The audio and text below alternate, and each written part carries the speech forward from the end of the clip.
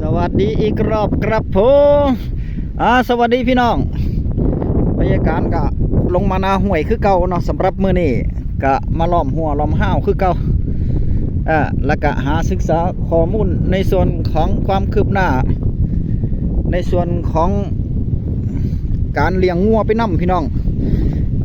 ได้ไอเดียมาใหม่ๆอีกแล้วเพราะว่าไปฟังคลิปในส่วนของท่านสสชูวิทย์นะครับเนาะสสจังหวัดอุบลราชธานีพรรคเพื่อไทยพ่อของสสการหั่นล่ะมันมีไอเดียเจ๋งในพี่น้องพญาการว่า เพิ่นส่วนไปปลูกหญ้ากิโลละ8 บาทไร่หนึ่งได้หลายกิโลอยู่เด้เพิ่นว่าไร่หนึ่งได้ประมาณเท่าใด3-4 ตันหมดได้เพิ่นว่า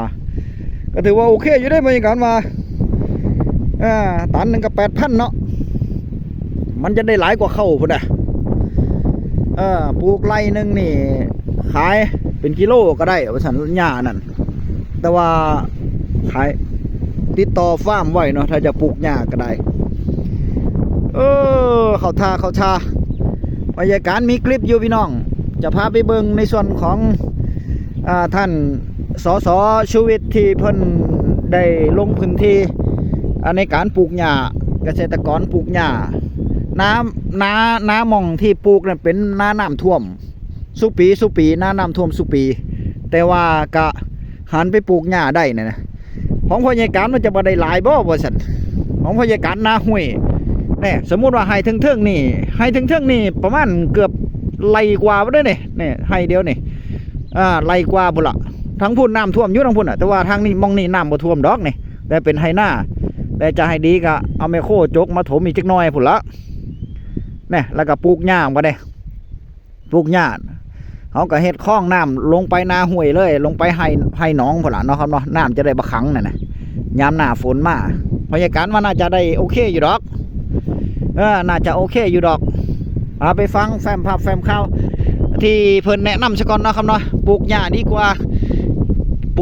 ปลูกหญ้าดีกว่าไอ้หยังก็เฮ็ดหน้าปลูกข้าวว่าซั่นเพิ่นว่าลองเบิ่งพี่น้องครับมื้อนี้มากลุ่มปลูกหญ้านี่ประธานจงกลนะครับตำบลจิกเทิงอำเภอตาลสุมตอนนี้สสกำลังส่วนลดพื้นที่ทำหน้าแล้วมาปลูกหญ้าอันนี้คือหญ้าในนะครับหญ้าในปลูกง่ายได้ผลผลิตต่อไร่หลาย1 ไร่ได้3 ตันก็ต้องขายแพงนะครับนะขายโลละ2 บาทไร่หนึ่ง3 ตันเนี่ย6,000ปีหนึ่งเนี่ยนะครับกสิเกี่ยวได้ประมาณ8 เทื่อถึง10 เทื่อแต่แถวนี้น้ำท่วมนี่ก็ต้องท่วมประมาณ2 เดือนแล้วก็หลังจากท่วมก็ฟื้นฟูหญ้าใหม่ก็จะเริ่มเก็บเกี่ยวได้ใหม่เนี่ยกับปีหนึ่งอาจจะได้6 เทื่อเป็นอย่างต่ำ36 ตันก็ได้72,000ต่อไร่เนี่ยนะครับดีกว่าเห็ดหน้า20 เทื่อหมดละเห็ดหน้าปังเนี่ยไร่หนึ่งเนี่ย600 โลบ่600 โลหนึ่ง8 บาทให้8 บาทเลย8 6 48ก็ได้เทื่อเดียว 4,800นะครับปลูกหญ้าเลี้ยงงัวเนี่ยนะครับโดยเฉพาะผู้ใดบ่ขายก็เลี้ยงงัวเจ้าของเนาะเลี้ยงงัวเจ้าของตอนนี้เวียดเขมรกำลังบุกงัวกำลังสิเป็นราคาอย่าเฝ้าขายงัวหนีป่าเจ้าของเด้อพี่น้องเด้อนี่โอเคนะครับนี่นั่นแหละเป็นจังไดเบิ่งคลิปแล้วเนาะครับเนาะเดี๋ยวพยาการพาไปเบิ่งมองนี่ซะก่อนหัวพยาการตัดหญ้าคันแท้เบิ่งล่ะเป็นจังไดนี่แล้วก็ฝังรักหัวล่ะฝังรักหัวเก่ามันบ่มีเด้พี่น้องรักหัวเก่าจะมีรักนี่รักนึงรักนี่รักนึงกับรักหันรักนึงนอกนั้นบ่มีเลยเนี่ยหอดลงไป2 ไร่ทั้งไตพุ่นบ่มีเลยจากมันหักไปทางไหนเบิดพยาการได้เอาลักหัวมาใส่ไม้เนี่ยมาใส่ไม้เบิดเลยลวดน้ำก็เหลือเส้นเดียวบ่เนี่ยพยาการจะเอาไม้ไผ่มาใส่น้ำแล้วก็เอาลวดน้ำไม้มาใส่ในน้ำหั่นล่ะเพราะว่าลักเก่ามันบ่มีเพราะลักเก่ามันนี่มันเป็นไม้น้อยๆแบบนี้มันก็มูลเบิดเลยนะมาเบิ่งทีละนะมันไม่น้อยๆนึงเนาะมันก็บ่ทนล่ะ มันก็บ่มาตรฐานนี่ล่ะ พยาการก็เอาลักมาใส่ไม้มาเลยลักมาใส่ไม้ต่อก็มีลักใส่ยาวลงไปพุ่นละแต่ว่าก็ ตัดหญ้าค่าเบิดล่ะนี่หญ้าค่าแน่หญ้าคันแท้แน่มันหกพอยการก็ตัดเบิดล่ะนี่เห็นบ่ตัดเบิดล่ะตัดไปฮอดพุ่นล่ะพุ่นเหลือพุ่นน้อยหนึงตัดบ่แล้วเพราะว่ามันไอ้เครื่องตัดหญ้าตายบ่นี่ เอาไปซ่อมอยู่นี่ล่ะพยาการก็เอาลักมาจากสวนเบิดนี่เอาลักหัวมาจากสวนหมดนี่เบิ่งติล่ะนี่แม่นเบิดนี่ก็เอามาใส่ซะก่อนเพราะว่ามันบ่มีนะครับเนาะมันบ่มีลักหัวมันบ่มีก็จะล้อมไปนำจะเอาลวดน้ำมาใส่อีกเส้นหนึงเพราะลวดน้ำมันเหลือให้2ม้วนก็เลยจะเอามาใส่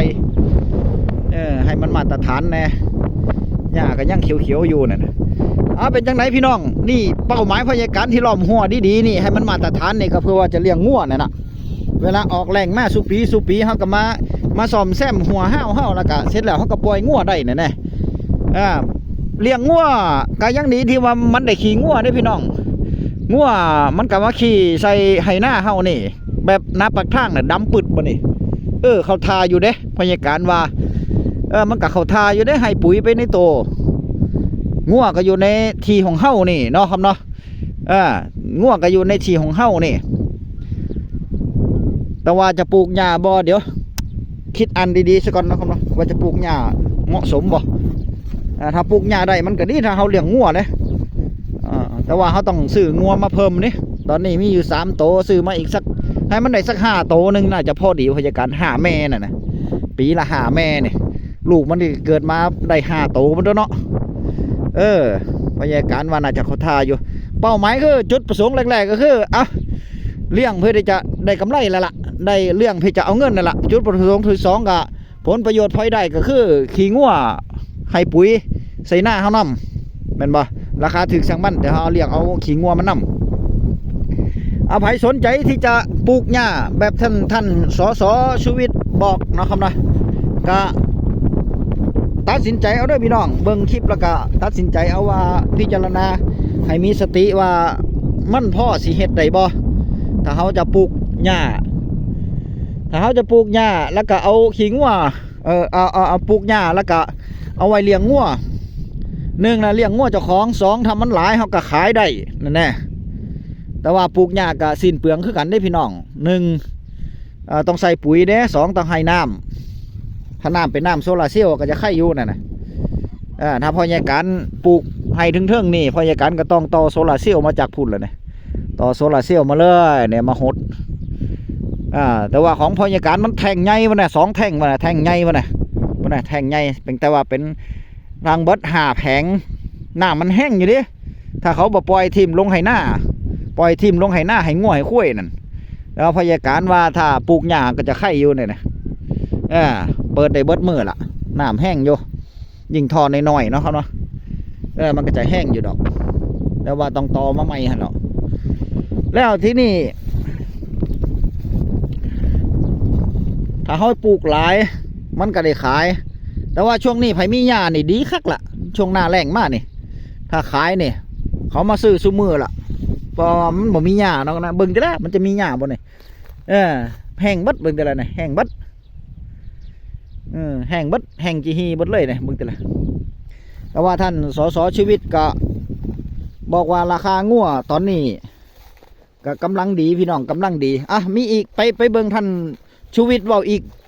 คลิปนึงนะครับนะพยาการมักอยู่เพราะว่าเพิ่นก็ให้กำลังใจคนเลี้ยงงัวดีนะมีพลังบวกดีนะพยาการว่าฟังแล้วมันก็มีพลังบวกมีใจที่จะอยากเลี้ยงงัวมีใจที่จะคิดตามกับเพิ่นพี่น้องคิดตามกับเพิ่นว่าเพิ่นก็บอกดีนะครับเนาะไปฟังครับครับมื้อนี้อยู่ตลาดนัดวารินนะครับอยากฝากให้ขึ้นนี่ครับคืองัวบ้านเฮานะครับเนาะเทิงหน่อยเทิงใหญ่เทิงแม่สาวเทิงแม่ใหญ่นะครับทั้งหมดนี่ก็คืองัวที่จะไปเวียดนามนะครับตอนนี้งัวราคาตกพี่น้องก็เร่งขายงัวออกทุกคนก็ขายงัวออกแต่ว่าอยากฝากถึงกรมปศุสัตว์ฝากไว้ให้ขึ้นเขาว่าถ้าเขาบ่มีข้อกำหนดเลยว่าจะให้งัวตัวไหนไปไสใดงัวอายุเท่าไหนไปเมืองลาวได้ไปเวียดนามไปกัมพูชาได้เนี่ยเขาต้องมีข้อกำหนดก็คืองัวจะไปได้ก็เป็นงัวใหญ่บ่มีลูกแล้วเนี่ยงัวมัน งัวหมันเป็นงัวใหญ่เนี่ยบ่มีลูกแล้วเนี่ยเอาไปได้แต่ว่างัวหน่อยๆงัวสาวจังสิมันก็น่าบ่ให้ไปนะครับเนี่ยมันก็บ่น่าให้งัวไปเพราะหยังเพราะว่าจะเฮ็ดให้มือหลังเนี่ยถ้าเขาซื้องัวแล้วเขาไปได้หลายแล้วเนี่ยเขาสามารถออกลูกเองได้แล้วมือหลังก็สิมาซื้องัวเขาบ่อันนี้ก็ฝากไว้นะครับฝากไว้ว่างัวจะไปเนี่ยต้องเป็นงัวอายุหลายๆไปแล้วเนี่ยบ่มีลูกนะครับถ้างัวสาวงัวหน่อยอย่าให้ไปนะครับมันจะเฮ็ดให้งัวเฮาราคาถูกในมือข้างหน้านะครับอยากทุกข์ให้ซื้อหวยอยากรวยให้เลี้ยงงัวฝากไว้ครับมื้อนี้ น่าเห็นบ่เป็นจังไดเพิ่นก็บ่ว่าเลี้ยงงัวนี่งัวกำลังเป็นราคาเพิ่นว่าถ้าเฮาเลี้ยงงัวถ้าเฮาซื้องัวก็ซื้อช่วงนี้นะครับเนาะอย่าเฝ้าอย่าเฝ้าขายใจจุ่มๆ ใจบางๆอีกจักหน่อยนึงอย่าเฝ้าขายเก็บรักษาไว้ซะก่อนอีก3ปี4ปีค่อยขายว่าซั่นมันว่าให้งัวเป็นราคาซะก่อนค่อยขายงัวมันก็เฮาเลี้ยงไปได้ซุมื้ออย่างน้อยก็ได้ขี่งัวใส่หน้าเด้แต่ฟังเพิ่นเว้าแล้วมันก็มีพลังบวกพยาการว่าก็เข้าท่าก็เป็นความจริงของเพิ่นเยอะซื้องัวก็ให้ซื้อตอนถึกนี่เพิ่นว่า